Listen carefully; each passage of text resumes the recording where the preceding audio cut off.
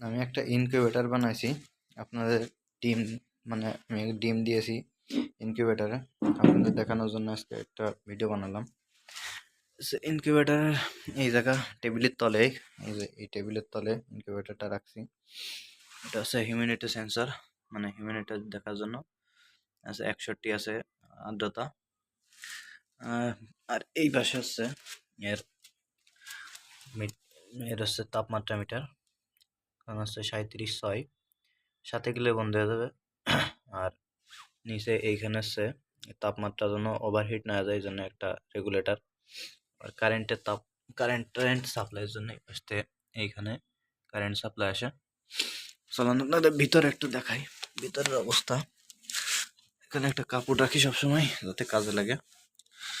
Camera দ্বারা একটু সমস্যা আছে, ক্যামেরা এক হাতে ধরে এক হাতে খুলতে, আপনাদের একটু দেখাই কষ্ট হলেও।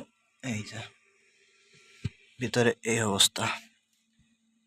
এখন ডিম সবগুলো যার কাছ থেকে আনিছি ইনশাল্লাহ খুব সুন্দর ডিম দিছে।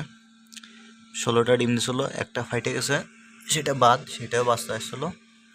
আর ডিম আছে এখন 15টা। ইনশাল্লাহ সবকটা ডিমই বাচ্চা আসছে।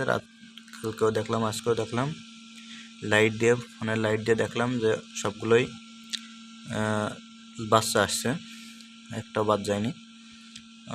যদি ইনশাল্লাহ কারেন্ট ঠিকঠাক থাকে আর তাপমাত্রার ভিতর ঠিকঠাক থাকে, ইনশাল্লাহ সবগুলো ফুটবে।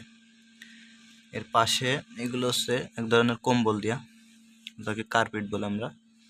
এই কার্পেটগুলো ট্রেন লাইনে ব্যবহার করা হয়, তা একটু নরম টাইপের, এই জন্যে দিছিলাম।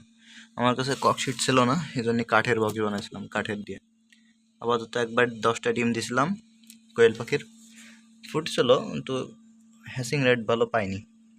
এবার মুরগির ডিম দিছি, দেখা যাক ইনশাল্লাহ কে হয়। যদি হ্যাচিং রেট ভালো না পাই, আর একজনের ইনকিউবেটর দিয়ে আমারটা ক্যালিব্রেশন করে নিয়ে এসে পরের বার দেবো। সেইভাবে একখানের মতো টেস্ট চলতেছে। 15টা করে দিছি, পরের বার যদি ফোটে বেশি করে দেবো ইনশাল্লাহ।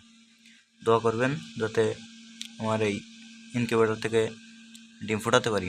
দ্বিতীয়ত এই জায়গায় তাপমাত্রা সেন্সরটা ডিমের এই জায়গায় দিছি, কমেন্টে জানাবেন যদি কোনো সমস্যা হয়ে থাকে। আর এই জায়গায় হিউমিডিটি সেন্সর সমস্যা হচ্ছে, এই যে হিউমিডিটি সেন্সরটা এই জায়গায় কোনো জায়গায় ঝুলাতে পারতেছি না, যার কারণে ঝুলাই দিতে পারতেছি না। আর তাপমাত্রা সেন্সর একই অবস্থা, কোনো জায়গায় ঝুলাই দিতে পারতেছি না। ডিমের এই জায়গায় দিয়ে থুইছি যাতে এই জায়গায় যে তাপমাত্রা ওইটার জন্য সঠিকভাবে দেখায়। আর এই জায়গায় পানি দিয়ে থুইছি, এই জায়গা থেকে পানি বাল্বের তলের যে গরম, এই পানি গরমের ভিতরে মানে এই হিউমিডিটি বেড়ে যায়। আর এইখানে ফ্যান, আর ফ্যানটা ছিল আগে এইখানে, এই জায়গায় ফ্যান, এই পাশে বাল্ব, বা এই জায়গায় বাল্ব, এই জায়গায় ফ্যান, এইভাবে ছিল। তাই সরাই পরবর্তীতে এই জায়গায় দেওয়া হয়েছে। এটা আটকাই দিই, ঠান্ডা হয়ে গেছে।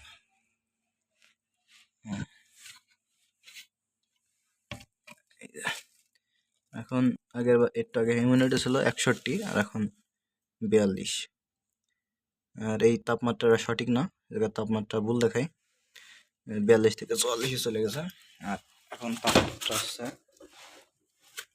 33.7। আস্তে আস্তে তাপমাত্রা দেখতে দেখতে বেড়ে যাবে।